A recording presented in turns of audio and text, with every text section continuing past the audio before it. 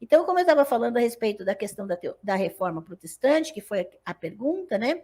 Eu publiquei, sim, um livro chamado Teologia da Reforma, e também no curso da representação do mal nas religiões, eu vou abordar com muito cuidado esse embate político, porque a figura do mal, a figura do diabo, a figura dos demônios são utilizadas para embates políticos. Você chama de demônio aquilo que você quer combater, aquilo que você quer que a comunidade fuja. Você vai chamar de diabo aquele que você quer que as pessoas desmoralizem, ignorem, né, ou rejeitem. Então, a figura do mal e do diabo é importantíssima nesse processo, porque eles vão colocar no texto bíblico o diabo, que o diabo não está lá, mas vão enfiar o diabo na Bíblia. Ou no cancioneiro popular, né, Ângela? A gente tem o hino do Lutero, Castelo Forte. Quem está lá numa das estrofes?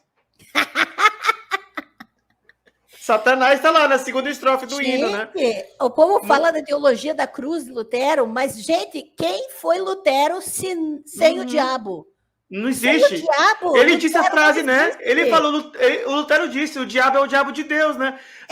É a frase dele. E toda essa ideia de... Assim, a gente acha que Valnice Milhomes lutava com... É quem não conheceu Lutero, né? Não sabe, né, essa história de guerra espiritual. Lutero, mas eu até diria que é código. É código mesmo, é aquela questão... Apito de cachorro.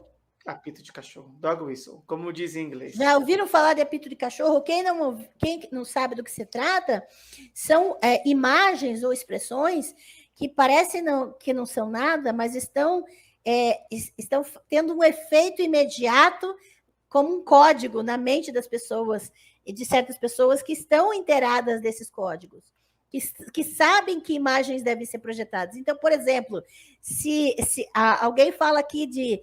Vou dar um exemplo. Identidade de... Não, desculpa. Como é que é a... Ideologia de gênero? Ideologia de gênero. Se alguém fala essa expressão ideologia de gênero,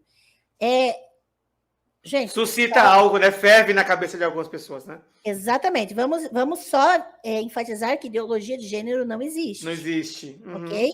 Mas se alguém começa a falar e fala ideologia de gênero, isso é como um apito de cachorro. Lembra que o apito de cachorro é um apito que, para nós, não faz barulho nenhum, mas só os cachorros ouvem. É por isso que é o apito de cachorro.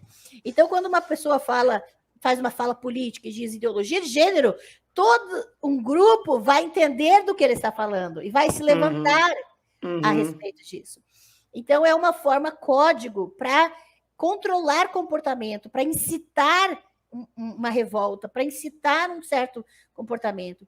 E aí, quando nós estamos falando do momento da reforma protestante e de todos esses Lutero e Calvino, que foram duas figuras, claro que teve Zwingli, teve várias outras, que eu abordo... John Knox, né? Sim, eu abordo todos eles no meu livro Teologia da Reforma. A grande questão é que essas figuras que são destacadas na história da Reforma são figuras... Por que elas são destacadas? Porque elas estão com as costas quentes, elas estão sendo, sim, protegidas por grupos de elites. Agora, quando você verifica que essas teologias elas vão favorecer essas elites, porque elas estão patrocinando essas teologias... você vai perceber que automaticamente essas teologias não vão favorecer aos camponeses, a maior parte das populações, a massa da população não vai ser atendida por essas teologias, isto é, políticas. Né? E aí, o que acontece? Você vai ter os movimentos, por exemplo, anabatistas. Os movimentos anabatistas, eles vão ser vários pontos fora da curva desse embate político entre Lutero e os príncipes alemães com a Igreja Católica em Roma. Então, entre esse embate de gigantes, os camponeses não vão entrar na dança. E por isso eles vão sofrer retaliação. Por isso vai ter... Só você dar no Google, Massacre dos Camponeses. Né? Só você dar no Google ali e você vai perceber que inúmeras populações foram mortas exatamente porque não se ajustaram políticas, teologias de Lutero e da elite que o financiava. E também da Igreja da Inglaterra, né? E também da Igreja da Inglaterra. A Igreja da Inglaterra foi muito mais violenta que a Igreja alemã, a Igreja luterana alemã, nesse sentido, de perseguir os dissidentes, né?